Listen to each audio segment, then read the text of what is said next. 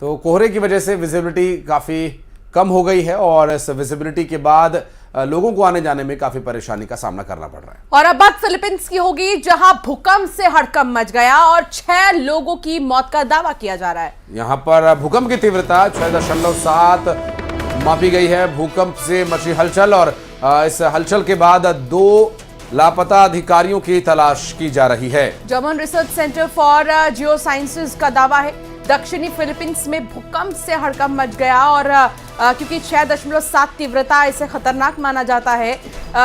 कुछ लोगों की मौत की भी खबरें सामने आ रही हैं, लेकिन 2 अधिकारियों के अभी लापता होने की भी साथ साथ खबर है, जिसको लेकर तलाशी जारी है। बिल्कुल, और अब चूंकि अंशिका जिस तरह से भूगोल वैज्ञानिकों का ये कहना है, उनकी रिसर्च में कुछ क्षेत्रों में यही 6 की तीव्रता वाला सिस्मोलॉजी पर जो मापा गया, ये जो माप है ये कुछ जोन्स में कम असर डालता है, लेकिन इतनी ही तीव्रता कुछ अन्य जोन्स में अधिक नुकसान पहुंचाती हैं।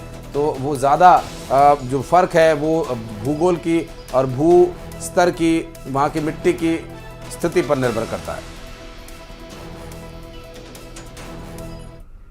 और चलिए बढ़ते हैं आगे। आपको बता दें कि बद्रीनाथ धाम के कपाट आज शीतकाल के लिए बंद हो जाएंगे। 3:33 पर भगवान बद्री विशाल के कपाट शीतकाल के लिए बंद होंगे। भगवान बद्री विशाल के मंदिर को 10 से 15 क्विंटल फूलों से सजाया गया है, बहुत ही खूबसूरती से।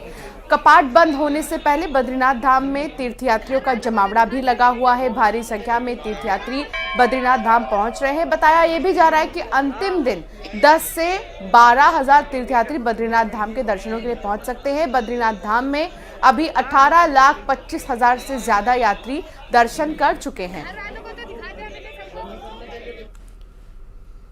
तो भगवान बद्री विशाल के पट खुलेंगे फिर 4 से 5 महीने के बाद, और फिर दर्शन की शुरुआत होगी। तीर्थयात्री वहां फिर पहुंचना शुरू होंगे। इस बुलेटिन में फिलहाल इतना ही। खबरें आगे भी जारी रहेंगी।